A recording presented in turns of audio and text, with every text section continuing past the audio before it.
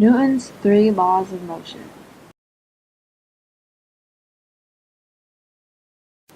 Law number 1. Newton's first law of motion states that an object in motion will stay in motion, and an object at rest, unless acted upon by an unbalanced force, will stay at rest. For example, this cart is at rest, and it will stay at rest since there is an unbalanced force acting upon it. Now, as long as our friend Tom here doesn't get any ideas and apply force to the cart, it won't move. But if Tom picks up the string and starts walking, then the cart would move because Tom would be applying enough force to the cart. Alright, now let's say we have a volleyball, and for whatever reason, Billy lost his soccer ball, so he's using his volleyball as his soccer ball. And Billy runs over there, and he kicks the volleyball.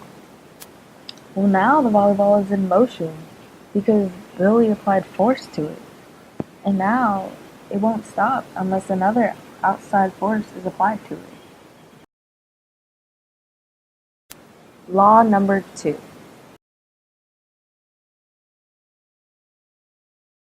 Newton's second law of motion states that the acceleration of an object depends on two variables: the net force applied to the object and the mass of the object.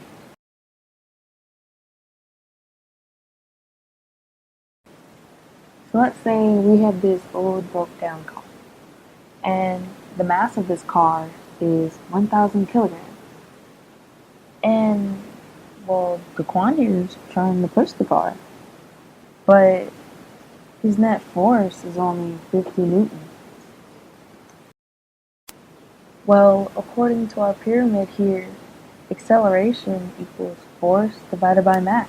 And so our force, which is 50 newtons, divided by our mass, 1,000 kilograms, would make our acceleration 0.05 millimeters per second squared.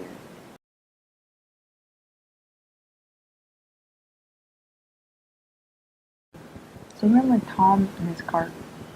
Well, Tom's trying to pull his cart up this hill, but it's not working. Tom's not moving because, well, Tom is applying force to the cart. The cart is also applying that same amount of force, thus making their force cancel each other out, which means that neither one of them can move. Law number 3.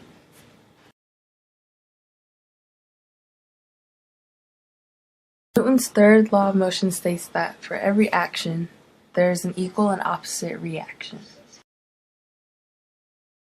You might be kind of confused by this, but in reality, it all makes sense. See, say we have this skateboard, and we want to move this skateboard forward. Well, in order to do that, he'd have to move his leg backwards. Funny, right? In order to move forward, you'd have to move backwards. And if you wanted the skateboard to move forward, let's say slowly, well then you'd move your leg backwards slowly.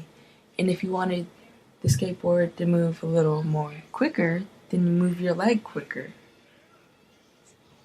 Same thing with a bike and a boat.